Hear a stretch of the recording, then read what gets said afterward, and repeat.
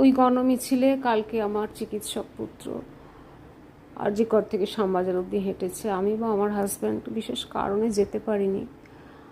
আর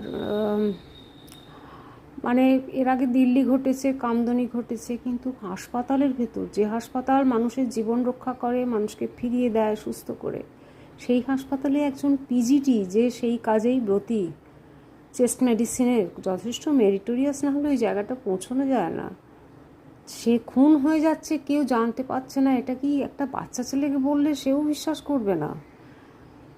এবং তারপরে নির্লজ্জভাবে তথ্য প্রমাণ বিলোপ করে তার সমস্ত এভিডেন্স নষ্ট করে দেওয়ার প্রচেষ্টা এখনও স্টিল চলেছে। যাই হোক, সকলে সাবধানে থাকবেন, সাবধানের মার নেই, আর সব সংগঠিত হয়ে থাকবেন। বিপদ আসার আগে নিজেদের রক্ষা করে ফেলবেন।